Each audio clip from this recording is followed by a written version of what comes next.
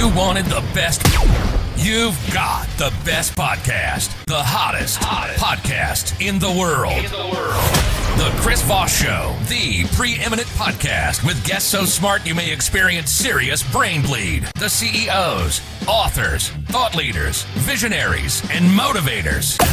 Now, here's your host, Chris Voss. Folks, Voss here from thechrisvossshow.com.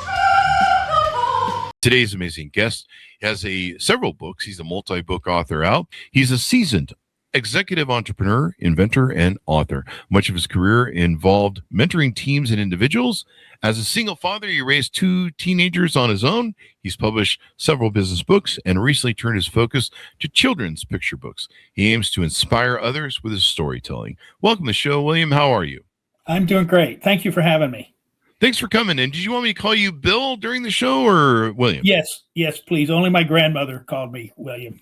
That's when you know you're in trouble, right? You use the full name. You bet. So, William, give us .com's websites. Where do you want people to find out more about you on the interwebs?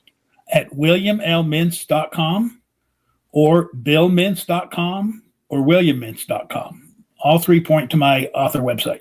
So give us a 30,000 overview. What's inside your book? Up from the Crowd, Lessons to Help Managers Become Effective Leaders. So this is a lesson to help people who are either beginning managers or folks who want to grow to become executive leaders. And my focus is on putting tools and sharing some of my experiences. This is basically 17 chapters of sort of hard-won experiences for me in a personal growth from starting out as a warehouseman and becoming, an executive in a public companies. And so along the way, I had some great mentors. And so I've shared a lot of that stuff in there. And you've written how many books now? I've got 2 that are published, a children's book, and then a new project leadership book coming out. So give us some more details about this. How does it address leadership? What does Up from the Crowd mean? What does the title of that mean, I guess? It's about separating yourself from all of the other, I'll say, managers out there and winning the award to wear the title and carry the title as leader. There's a difference between people who manage and people who lead. And people who lead focus on results. They know how to get a team pulled together. They're more focused on growing the team than their own individual success. So that I sort of separate that between someone who just manages a function and someone who's leading an organization. Now you talk about how to understand what drives and motivates team members. Give us some dish on that, if you would. I think having a shared responsibility among your team, and what you need is a clear set of objectives. And I'm all about driving what I call data without drama. And so you bring to a team a set of objectives, you focus on the real data with what the expected outcomes are, and you ask the team and coach them how to work together so that you get a joint solution to the problem rather than an individual superstar, carrying the whole load. Yeah. And sometimes leaders and managers can do that where they try and carry the whole load without doing proper distribution of tasks and. Yeah, and this was the big epiphany for me because, I thought when I dropped out of college to go to work because I had to support myself. And so I got a job very early as a warehouseman. Then I became a manager and my ego got the best of me. And I thought, okay, I've just been promoted. I'm the smartest guy in the room. I can run faster, talk faster, do more than anybody else. And I sort of felt anointed and didn't understand the gift that I had been given to lead people. And it wasn't until 3M bought the company and I had a new boss who sort of really helped me start to think about what my role was. It was not to be the best single person. It was to bring out the best in everybody else. It's interesting to me how many people get promoted in a company because they feel that they have leadership skills, but they don't give them any training. Yeah, I truly believe that unless you're working with someone, I'll say a mentor who's going to help you grow, you have to sort of figure it out on your own. And so my approach, when I went back to college, I had this non-traditional college education where I was going to school in the evening and working during the day. So I had this workshop during the day that I could take problems to my classes at night. And at night I could get some more theory, talk to my classmates, come back in and try it out on the people the next day. So for me, my approach was to say, okay, I'm already working. I've got that. Where can I go get the skills and the experience to be able to learn how to manage these folks, learn how to help them grow? And so for me, that interplay between real life problems at work, practical solutions being taught in the evening, and over the course of, 3.5 or 4 years that it took me to get both degrees, it was really helpful because I just had this sort of coaching ability that it wasn't my boss. It was coming from a array of personalities and skill sets from the teachers that I had. When you promote people, you really should put them through a training, irregardless of what you think they have. And maybe there needs to be a thing where people go, okay, this person has leadership skills, but what holes do they need to fill in, And so about 2002, I joined an organization where it was losing money. They were been public a few years. They were 27 million, losing 7 million. And I was brought in to as the operations guy to help sort of curb the losses, et cetera. And about 15 months later, we got a new CEO. And within 3 weeks, we were profitable because he had the guts to kill the product line that didn't make any sense and realign the organization. We then did 15 acquisitions in 8 years. And I was on the firing line for every one of those acquisitions. My job after we did the due diligence about the company was to be there the day the deal closed and now take this upset company who had just lost their boss and their owner or whatever it was and get them folded into the organization. And one of the things I found in many of those companies is these people had not been empowered. They were a sort of do what you're told to do, don't make any waves, be a sycophant to the owner, and everything will be fine. Yeah. My approach was, wait, I'm going to empower all of these people. And one of the things I had learned is how to empower people without losing control of the organization. And so I developed what I'll call a safety net approach where, we'll develop clear expectations. We're going to teach you how to do collaborative thinking, consensus decision making. You make the decision, pick a direction. Let's monitor where you're going. And, I'll check in on a weekly basis or a monthly basis and we'll see how we're doing. Yeah. Not to punish anybody, but to just say, how do we course correct? What do we now know that we didn't know then? And I sort of taught this model to people so they started to feel free to make a decision knowing that their boss wasn't going to fire them if they get it wrong. What they're going to fire them for is if they make a decision and don't follow up on it and then just hope for success. I mean, hope is not a viable strategy. So, what? I guess for some I hope folks, it is. No, I'm just kidding. I had to do that joke. but I think, for me, learning to delegate and learning to empower people in a way that was recognize their self-respect and their ability to contribute was a big learning step for me. Another thing you talk about in the book is how to prepare an organization to meet the challenges of change. Yeah. What are some ways that you recommend in the book to do stuff like that? So obviously, 15 acquisitions. Each time we bought another company, their culture didn't match our company, and we were generally buying companies that had similar product lines. In some cases, identical product lines. We had to pick which one we were going to keep and what we were going to do. And basically we were rolling up a particular industry. But one of the things that I focused on early on was to help people understand data. I've been very, very data driven. And so what I like to say to people is let's get the data without the drama and let's understand what our strategy is going forward. And so then do that. So we'll just plan, the data says your cost of goods is 78%. It needs to be 55%. That's a fact. That's what we need to be competitive in the industry. So that's an anchor point for people then to say, now let's go away and figure out what do we do to start shaving that off in a continuous improvement manner and engage the people in making those decisions.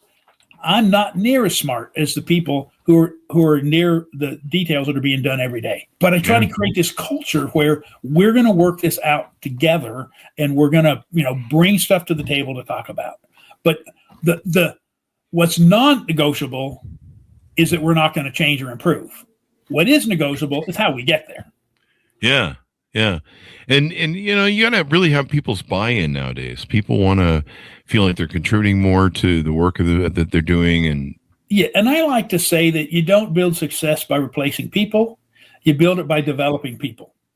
And and to me, you know, I repeat that over and over and over and over enough where people now start. I mean, if I end up having to replace somebody, it's been real clear for months that they're missing the mark. And oftentimes people will just say, Bill, maybe this isn't the right place for me. And they move on.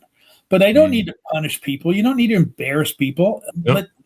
But if you develop people, if you can get somebody to understand, I see where the gap is, help me bridge the gap, then they're going to contribute more and they're going to really appreciate working for you. Yeah. You know, I learned a long time ago in business that I am not, as a CEO, the center of the universe when it comes to great ideas. I thought I was for a short time, and then I realized that I'm more at the center of 50-50 bad ideas versus good ideas. Yeah. Oh, yeah. I guess I think that ownership and accountability really, really matter.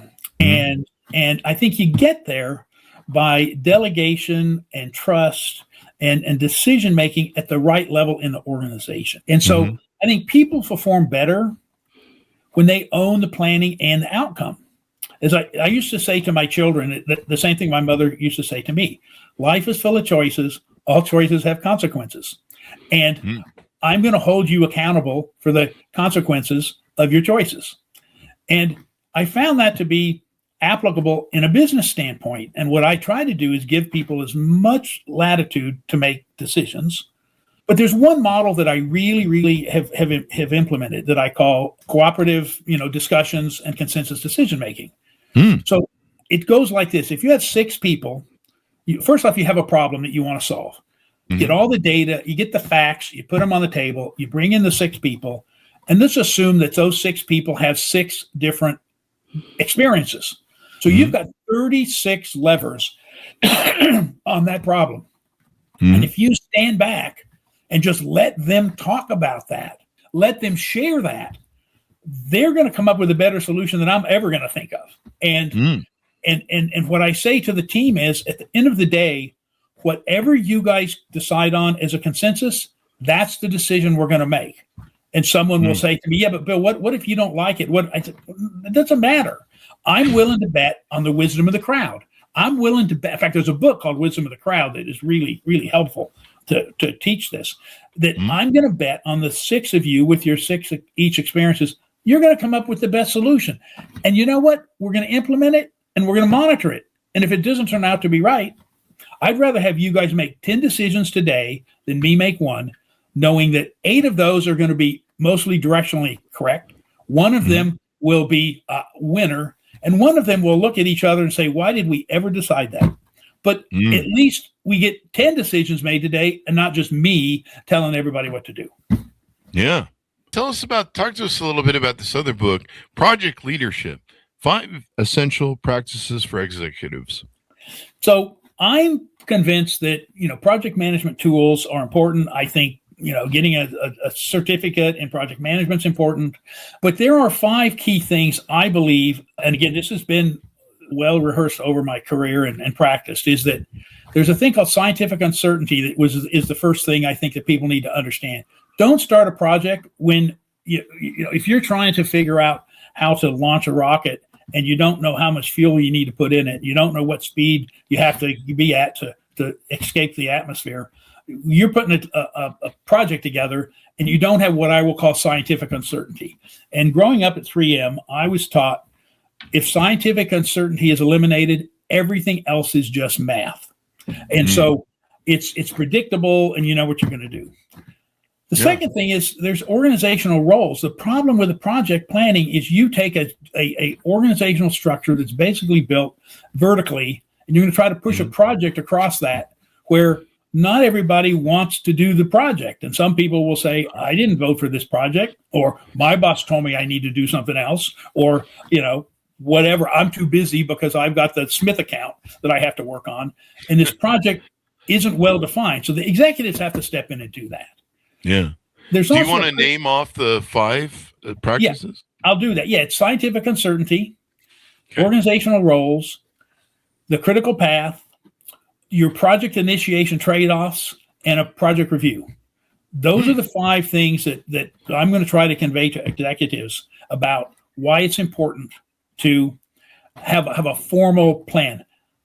So you can get a project review done in minutes rather than days. So anyway, I've got some tools that I put together that have worked for me in my career. Now, you have 35 years across the career that you've taken and had startups, high growth companies, global enterprises, early training at 3M. All this goes into your books and what you're sharing to people. What is your goal to try and help people with the books that you're writing? I want to give people a framework of sort of things to lean on. So if you're faced with an employee problem, I've got a chapter that helps you understand what's the right model for developing a corrective action plan or a performance improvement plan to help that person. Throw them out the second story window. Yeah, that's the last one on the list, but yeah. Is it? Okay. Good to know. Let me write that down so I don't forget. Hold on. We're still replacing the window this week. But my idea here is to share those tools that have worked for me, that have created, an environment where people are free to make mistakes. They're free to be creative, but there's a set of rules and guidelines that keep it sort of within the bounds of the customer requirements and the financial needs of the company. What does your ideal client look like? The one that you want to work with, or you like to work with, or that fits your mode? Yeah. First, someone who is open to change and really wants to make a significant change in the culture of the organization and the trajectory that they're on. And they're willing to open their mind to hear about those things that can be successful and those things that will sort of help drive this forward, using people as the biggest lever in the company. If you're not focused on people as your biggest asset in your company, don't bother calling me, because that's what I'm going to lean on, Chris. So for me, It's the single biggest asset, underutilized asset in an organization. It's not the infrastructure, it's not the computer systems, it's the people. And that's really where I'm going to focus, is how do we get people focused on driving what needs to be driven. Do they need to have a minimum net worth or a size of company, or anyone, small, medium, large businesses? So I prefer to work with I'll say smaller units where there isn't such corporate overreach on what people are trying to do, where the local manager has some flexibility to change the culture. Or they may be a division of a larger company that has a mandate to change the culture. But for me, this is about change. How do you change the trajectory that you're on, and how do you get the people engaged in making that change? That's really been sort of the focus of the latter part of my career. Sort of, this is a thought of mine. If you want better results, you need to start with clear expectations and better data. And you need to communicate that in a way so that everyone in the organization knows what the expectations are and where you're going. And you need to put a structure around it so that when you share that information on where you're going, you can get to the data and get people to get, consensus building and decision making to move that forward. And I think this is about, like I said, you don't build success by replacing people. You build it by developing people. And so, to me, that's a big takeaway of what it is that I'm doing. Where I think, organizations are like a team sport. You got to focus on growing the team. So it's an interesting change for me as I've scaling down my executive involvement in full-time positions, and that is sort of as a grandfather, and now watching my grandchildren grow and have all of these tons of questions, especially with everything that's going on in the world today. You can imagine 7-year-olds hearing something on the news and then asking, "So what's going on, Papa? That led me to starting to write my first children's book. And this is about, an animal that is sort of doesn't exactly fit in, and I'm trying to teach kids that, what makes you different makes you special. And so this is sort of a lesson to children. And I've got another one in the works right now on how do you get 5 monkeys that have 12 decisions where they want to go on a vacation. How do you get the 5 of them to agree on the single one that they're all going to agree on? And so that's actually a chapter in my book on, collaborative thinking, consensus decision making. I'm scaling it down, I hope, to a children's book where I can start to teach 4 and 5-year-olds how do you work together cooperatively. And I think that, let's start building leaders, in kindergarten, and let's start teaching people how to work together and to make decisions together, and not all the division that we have around today. So that's sort of a mission for me in terms of, what can I do based on my experience helping adults? How can we start early on and get children to learn how to think and grow and participate equally with each other? Yeah, maybe we should teach more team building or leadership skills in school, because I learned so much shit that the most important thing that I learned in school was how to type on a keyboard. What do they call it, QWERTY or 10 key or whatever? Yeah. It's just insane that we don't teach life skills or business skills. How to be a good employee, maybe how to be a good boss, maybe how to be a good manager. I mean, everyone's going to go through that stuff. Why aren't we teaching that? Any final thoughts as we come out, or give people the final pitch out to order your book and get in touch with you, Bill? No, I'm looking forward to taking my experience and helping those folks who really want to accelerate their growth from being a manager to an executive leader. And I think I've got some experience having been through that. And I'm willing to help and share that with people between the tools on my website and any sort of personal coaching if somebody wants some of that. Yep. Personal coaching is really important. Learn, grow, do that.